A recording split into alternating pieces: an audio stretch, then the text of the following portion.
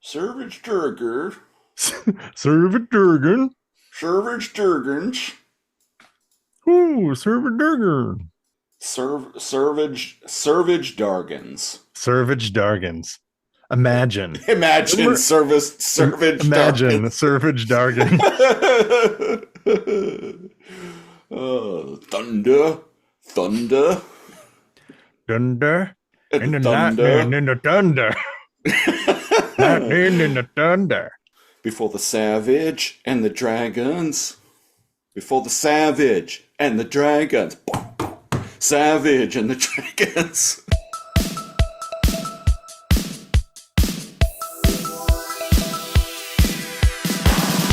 Lazor Comb. We are not going to panic. What the heck even happened to you, man? Vengeance. Shrimp Daddy! Ha ha ha ha! Give him a hockey stick! What am I, fucking magician, man? Am I some kind of fucking magician, man? Fucking nerd! Whatever. It's not like we're professionals anyway. And I'm not sorry anymore. Time to big brain. Every day, yes. What is the Airwolf of trains? Welcome to another episode of the Lazor Comb podcast. Episode 114, I believe. 114. 114. It's the episode where we comb through classic television with a fine-tooth laser. Get on the mic. I am UNSC Spartan Siege 114. Oh, shit. I am USNC SCSI Spartacus 113. No, 37. Oh, in a row? Yeah. And we're combing. Oh boy, we're beach combing. We're laser combing today, folks. Are we laser combing or are we laser coping? I think we're laser coping. We're laser coming. We're throwing the discus. I'm one of your hosts, Cal, and Callie. Every time I pump, it's like I'm coming. Every time I do a rap, it's like I'm coming. Go watch Pumping Iron. Pumping Iron, yeah. Pumping Iron, if you want to YouTube that clip where Arnold talks about how great it is pumping iron and coming. Arnold Schwarzenegger, one of the good Republicans, I would argue. They're out there. They're out there. Damn, yeah. Yeah, I'm Cal, and Callie, one of your hosts. And I'm the other guy, Siege, and CG. That sounds stupid, right? It sure sounds does. That sounds pretty fucking stupid, and that's because we're reviewing the cartoon Ed, and Eddy. Speaking of things that are pretty fucking stupid, Ed and Eddy. Eddy. Unfortunately, this is a Patreon pick. This was submitted to us by Bemused Horseman. Everybody gets 3 strikes. Let's see what happens here. What else has Bemused Horseman pitched us? He's given us Code Lyoko. Penguins in Space. And 3-2-1 Penguins. Both bangers. Both bangers. Both host favorites of the Lazor Comb podcast. Yeah. Well, and Bemused Horseman strikes again because we have Ed, and Eddy, which is like one of the stupidest fucking things I've ever seen in my life. No offense, Bemused Horseman. We appreciate the support, but my God. So what you're saying is you didn't like Ed, and Eddy.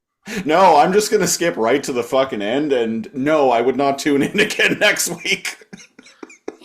Viewers, you may be asking, what is Ed, and Eddy? Yes, Cal, fill us all in. What the hell is Ed, and Eddy? So, we have nebulously aged teenagers teenage delinquents, and they're all friends. Are they? Because are they? Kind of just, you know how when you're friends with assholes as a kid, but like they're in your neighborhood, so you kind of just hang out with them anyway. Yeah. That The first episode. what's going on here. Yeah, in the second episode, like they convince a neurotic friend of theirs. Let's not get ahead of ourselves. Okay, dear friend. Ed. Ed is with 1D, is barely has any hair. He's short, and he is the leader of the gang. He exhibits psychopathic tendencies and is obsessed with being a con artist and tricking and stealing in every episode. Right. It is his desire to make other people's lives more miserable, and to bully his friends named Ed with 2 D's and Eddy with a Y into going along with his very stupid hijinks. Yeah. Ed with 2 D's, they call him Double D, which is stupid. But anyways, they call him Double D to differentiate them. He kind of talks like this, and he's nervous, but he's actually really intelligent. Come on, Double D. Gorsh. Gorsh. He's the intelligent, he's the femme, he's the nervous one, but he is always bullied into going along with Ed's heists, his cons. They have a mentally disabled tall friend called Eddy who goes, Double D, that's silly. They just trick him into going. Sorry, Ed, the psychopath one, tricks the mental illness kid into going along with his plans, and that is every episode. Ed is a bad guy. He tricks his friends into going in a con with him. It goes wrong, and the solace of every episode is Ed gets his comeuppance by being beat up or laughed at. So that's every episode, huh? That is every episode. What happens in these episodes? I don't remember anything about. So this show is split up into like 2 15-ish minute segments. Yeah, a lot of shows do that. This is we ended up covering episode 48, which is episode 9 of season 4. The first episode is called Robin Ed. So, by the way, every single title is a pun, but it needs to have the word Ed in it. It doesn't always work. It's supposed to be like Robin Hood. Right. But in this case, are selling. I did not get that at all. In this case, they are conning a bunch of kids in the cul-de-sac into some sort of gizmo machine that's like cool or whatever. But the things they're buying are actually just full of like packing peanuts. But luckily, there's Captain Melonhead, which actually seems like a cool bro, and his helmet is like a melon. And he jumps around. He's super acrobatic and stops them from scamming everyone, and takes the money back and gives it back to the others.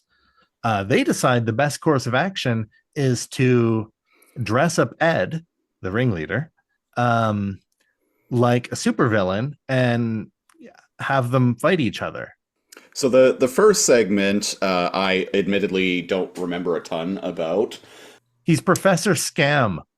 While I was watching the first segment, I was just like, well, this is idiotic, and only kind of half paying attention. The second segment, though, actually offended me. So top to bottom.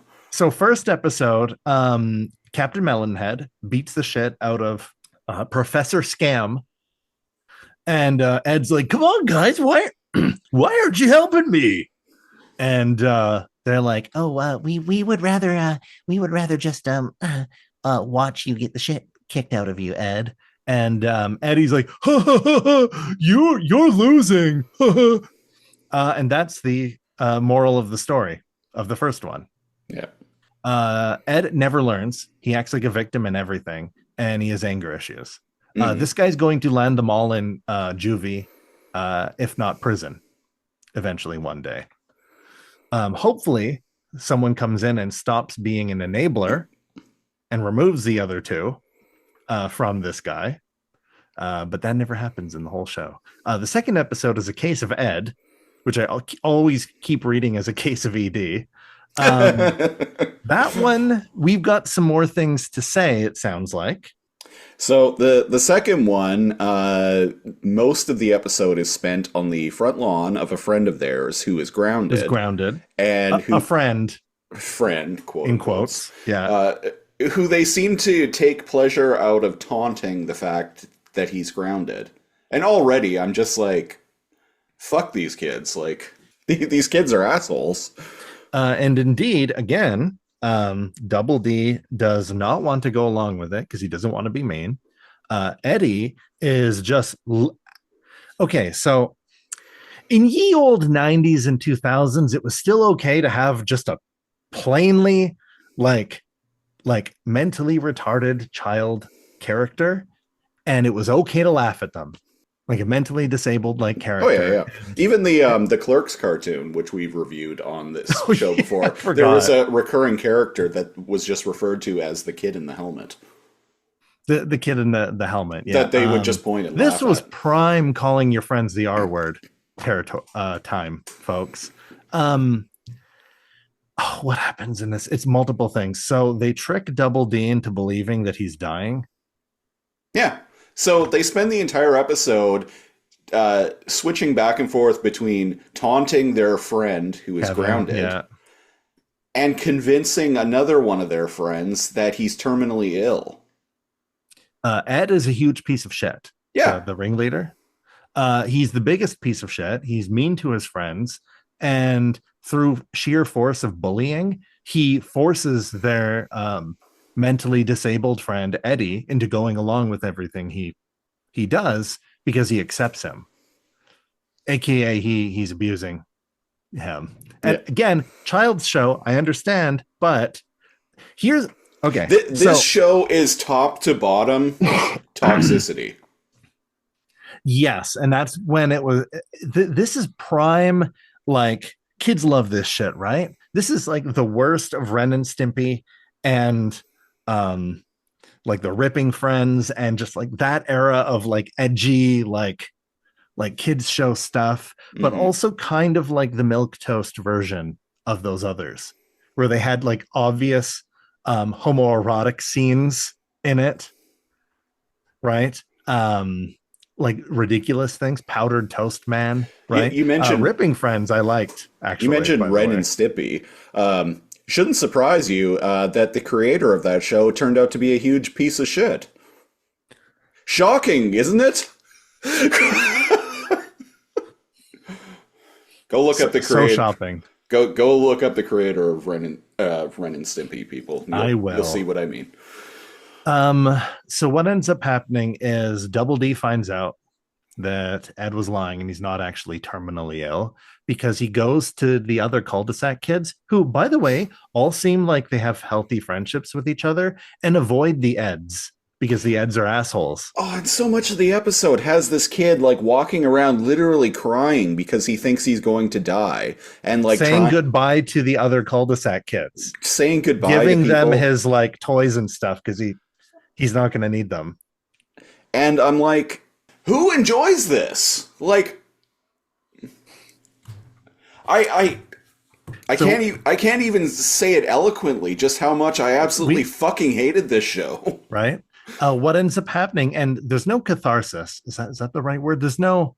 Yeah, that's the right word. Because Kevin is ungrounded spontaneously while Eddy and Ed are still teasing them, and goes to chase them and beat the shit out of them. But they run into Ed's house and lock the door. As he should. This kid deserves to get the shit beat out of him. They lock the door, and then they start like taunting Kevin through the window. Haha, we're inside. You can't get us, right? Double D, knowing that he's been lied to by Ed, is like, oh, dearie me. Oh, here's my spare key to my best friend Ed's house. Whoops, I dropped it on the ground. I wonder where it went. And Kevin's like, my man, and grabs the key, unlocks it, not even safe from other kids in your own home. And then it shows like through the front like window of like the living room that they were like, uh-oh. And then he goes and he beats the shit out of Eddy and Ed in like a dust cloud with like their faces like here or there or whatever. So the moral of the story is of every episode is that Ed is a huge piece of shit. Cool. But he gets beat up all the time, so I guess that's okay. Now, this is something that doesn't just apply to Ed, and Eddy. It applies to a lot of things that we review. And here it comes. It's not that we necessarily like being curmudgeons and shitting on everything. Something happens. I think kids shows are meant for kids, right? And they're of their time, right? It's okay to have nostalgia and like revisit things like now and then, but what something I'm not wording it right here, but like something I've encountered as we like go and revisit like a lot of things is that it's okay not to like things you liked as a kid. Yeah. I didn't even like this as a kid. I never watched it. And to take it with a grain of salt, being like, oh yeah, they didn't like watching it. You're not asking your other like 11-year-old friends, hey, you should check out Ed and Eddy. You're asking your friends Cal and Siege, who are 30, like 8 and 40, to watch a show from like the 2000s, and there's no lens where we can pretend that we're 12 watching it again. Well, and here's the thing is like I can, to a certain extent, I can kind of put myself back into my 12-year-old brain in a way. Yeah. I knew what I remember that time of my life quite vividly. I know what I liked. I would not have liked this then. Revisiting this, I remembered how much I did not like it. And here's the thing. The biggest problem with this show is that the main character is a complete piece of shit. Now, you can make that work in TV. Vic Mackey from The Shield, Walter White from Breaking Bad. These are characters who are absolute human garbage. But here's the thing, is they have redeeming qualities that can make you at least want to follow their journey. There it is. That's the... they have things or you can sympathize with their plight.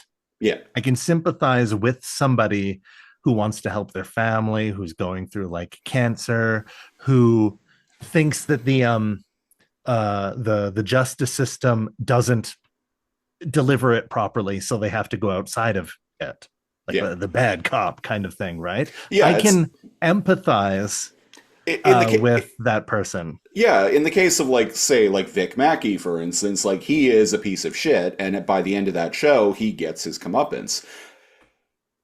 But we also know that he loves his family, and even though he's a bad cop and like steals like drug money and all of that, you know what else he does? He beats pedophiles with phone books. So it's like, there are things to like about this piece of shit character. And he lets people that are doing minor like crimes or like whatever, like he'll let them go for info, or he'll do things that are like illegal, but like morally he doesn't view as worthy, right? So there's little things where you could go, oh, okay, like interesting in there. But that's why I brought up the whole like beating pedophiles with phone books. It's like, yes, that is not a legal thing for a cop to do, but you're on his side with that, right? The Shield, fantastic show.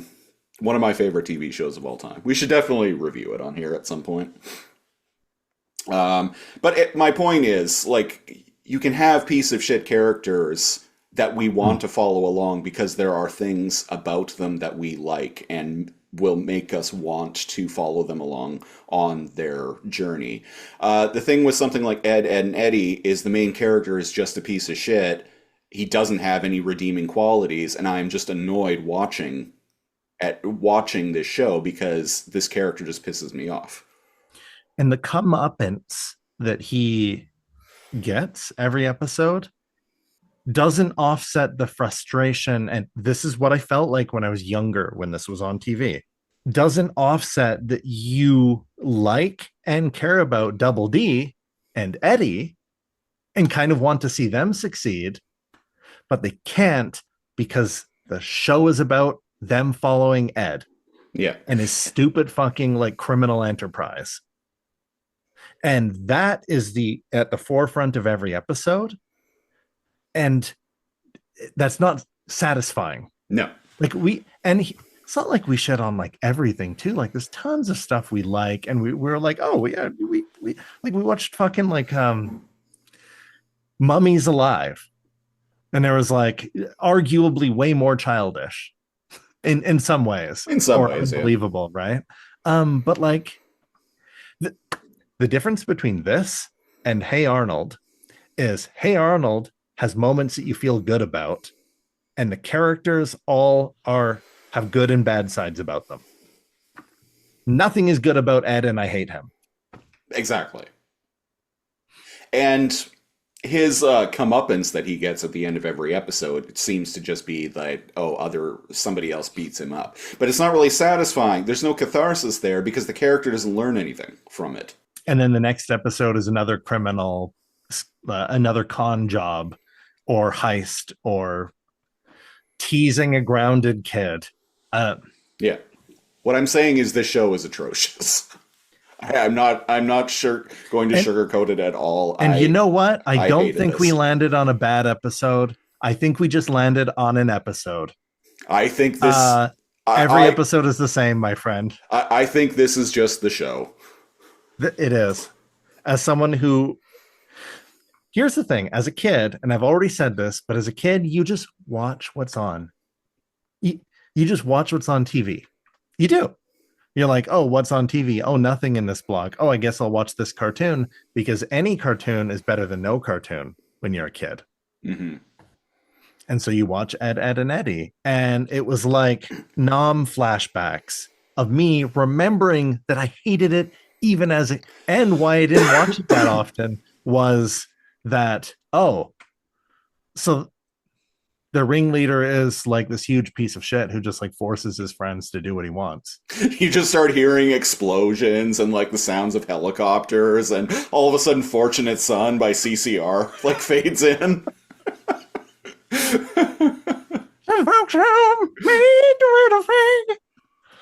Ooh, that Ed, Ed, and Eddy. That Ed, Ed, and Eddy. Oh. It It ain't ain't me. me. No. I ain't watching Ed, Ed, and Eddy.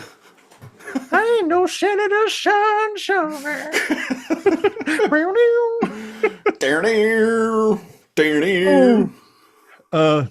So what do you think? Did you like the show? What's that other song that's always in Vietnam movies? It's always like it's Fortunate Son and there's something happening here. Do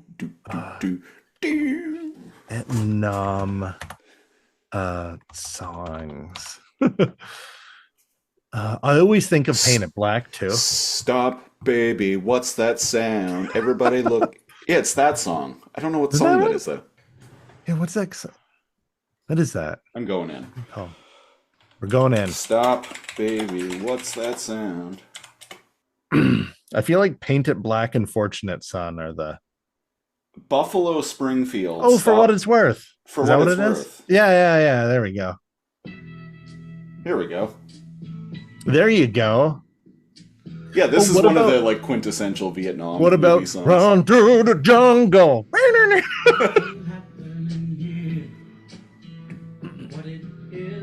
There you go. This is the podcast now, people. This is what happens when we review Ed, Ed, and Eddy. You know, like before Bemused Horsemen showed up, we were just two guys that reviewed TV shows, and now look at us. We're wearing do-rags and jester caps. After reviewing things like Ed, Ed, and Eddy, you could say that we know your friends better than you do. Would you like to know which of them were cowards? Would you like to know which one of them were Eddies?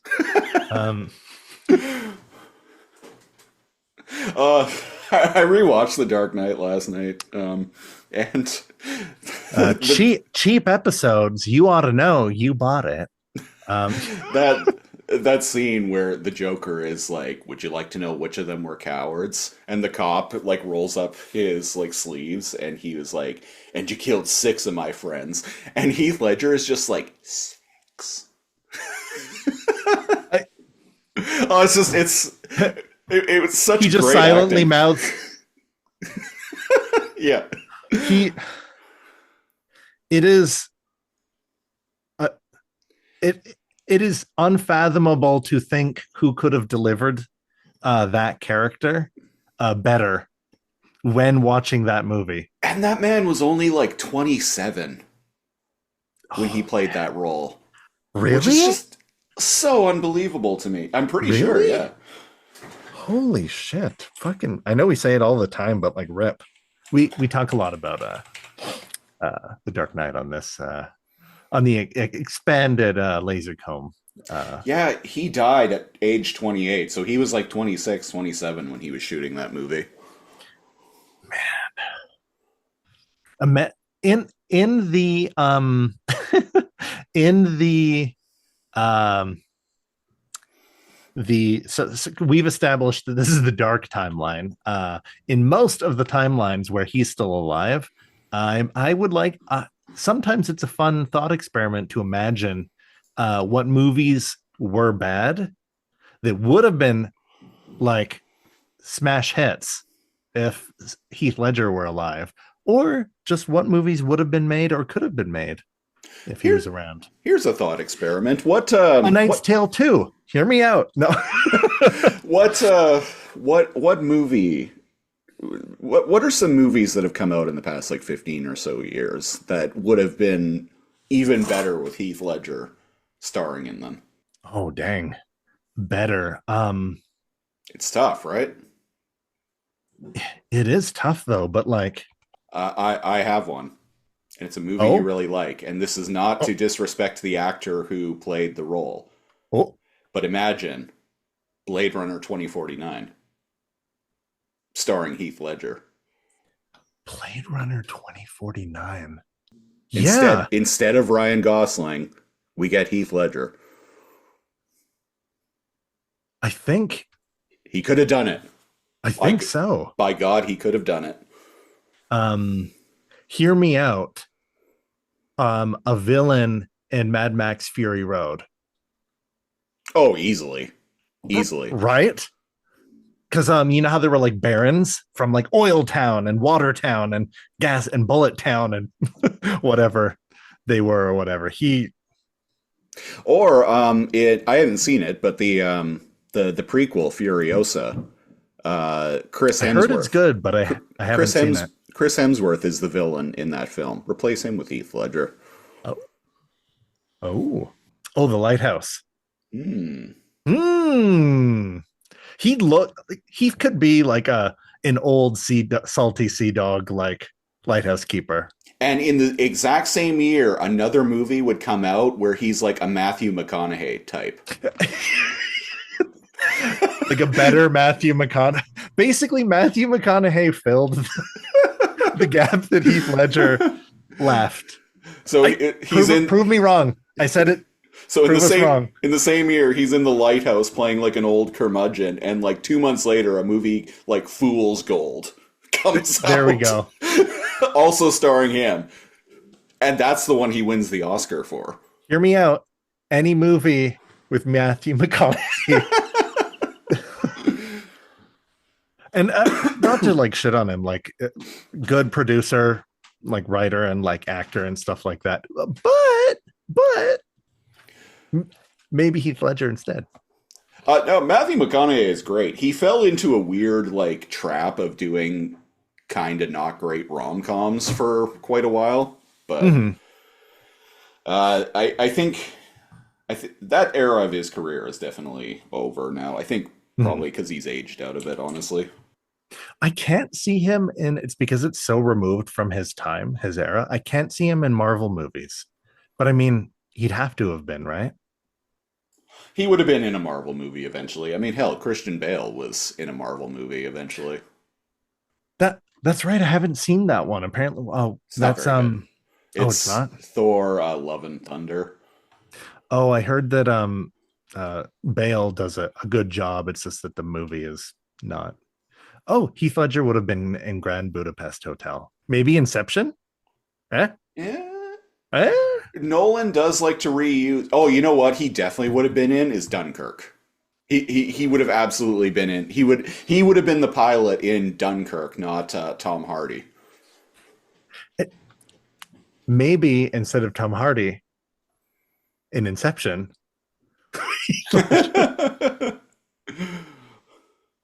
I mean, probably, yeah. Because I think Inception was actually the first Tom Hardy Christopher Nolan collaboration. That's the first time I remember, but who knows? Tom Hardy, great actor, Tom Hardy. Also, the Jean-Luc Picard clone in Star Trek Nemesis. What? Yeah. In 2002 Star Trek Nemesis, a very young Tom Hardy plays a clone of Jean-Luc Picard. I don't remember that. Yeah, I didn't realize it at first. Like when I first like started seeing Tom Hardy like pop up and everything, I didn't make the connection. I had to like go to his IMDb. I'm like, "Oh, that's right. Yeah." Huh. Oh, hear me out. Guardians of the Galaxy. Star-Lord. Maybe not. Hard to. Little too comedic. Which I mean, he's done comedic roles before, but the comedic roles he did, he was always surrounded by funny people. He wasn't necessarily the. He's funny not one. the exactly. He's not the clown, the fool. Yeah. Yeah. So maybe not that. Maybe not that. Well, anyway, Ed, Oh and yeah. Eddy. Oh yeah. Sorry. Siege, you just caught a random episode of Ed, and Eddy. Would you tune in next week? You're going to have to give me a hell of a lot more than $10 a month to make me watch another episode of See? Ed, and Eddy. For just $25, you can torture Siege by or maybe not, because we don't do redos on the show. Yeah. So your time has passed. As for myself, I will not tune in next week. I will not enable Ed's behavior. Based on his age at the time of airing and my age at the time, he's probably doing like 25 to life or whatever it is. And I hope that Double D and Eddy have the support that they need to recover from that abusive relationship they had. He's not in prison right now, but he's been in and out of jail. He's on parole like almost all the time. He's on parole, living in his rundown rural house. A trailer. A rundown like rural trailer, yeah. Yeah. And he has 3 kids. Only 2 of them live with him. And he hates the kids don't live with him. He can sometimes see them on the weekend. Let's be real. He has a live-in girlfriend who he hates and beats up sometimes when he gets drunk. And sometimes Ricky and Julian come and have to put him in his place. So he's still getting beat up by other guys. They're just from Trailer Park. So he's a character. He's a despicable character from Trailer Park Boys. Pretty much, yeah. And there you have it. We did it. You know what I found out recently is Rip in Peace, the guy who played Mr. Leahy, but apparently he was a really like progressive and like left-leaning dude. Yeah, and we would go to different like charity like events, and my friend Jessica was working at, I can't remember what fast food place at the time when she was like younger, and I got to talk to him because he came in. Oh, really? Went to the drive-thru or something. Yeah. Yeah, apparently he was like the nicest person. Yeah. Yeah, I heard that too. So rip Mr. Leahy. And well, that was episode 114 of the Lazor Comb podcast. If you want to support the show, go to patreon.com/lazorcomb, LAZORCOMB. $5 tier gets you our bonus weekly Patreon exclusive podcast, the Super Lazor Comb Patreon Super Show. $10 tier, you get to pick an episode for us to review a random episode of on this very podcast. Please suggest something better than Ed, and Eddy. You also get the occasional commentary track and a whole bunch of other stuff. So if you want to get in on that, go to patreon.com/lazorcomb. Follow us on TikTok, Blue Sky, links in the description. And join the Discord, because that's the best way to interact with us. We will be back next week with something I've wanted to do for a long time, and we've actually had a couple of listeners pitch this to us. The tetralogy of 1990s Image Comics animated shows, which includes Wildcats, The Max, Savage Dragon, and Todd McFarlane's Spawn. We're going to go in chronological order of release, so we're starting off with Wildcats. Don't you mean quadrilogy? Quadrilogy? Quadrilogy. Oh, I hate that word. Is that what people call it? Quadrilogy? It was Quadrology? literally a word made up by Fox's marketing department for the Alien box set. I knew it had something to do with that. It was on like I was Yeah. like, oh, it's something to do with Alien. Oh, do you know why? I have that. I have it too. And on it's Blu-ray. called quadrology. Quadrilogy. Yeah. Quadrilogy. Quadrilogy is not a word. Four of something is a tetralogy. Deal with it. What's five of something? A pentology? Probably. Quintology? And you know what six of something is? Sex. A sexology. I'm a sexologist. I'm going to hit screen share so we can figure out what episode of Wildcats we're going to watch. Yeah, here we go. So there are 13 episodes, only lasted one season. I used to read the Wildcats comic when I was a kid. Oh, really? Yeah, I was a big fan of Wildcats. So one random number between 1 and 13, and here we go. 9. Black Razor's Edge.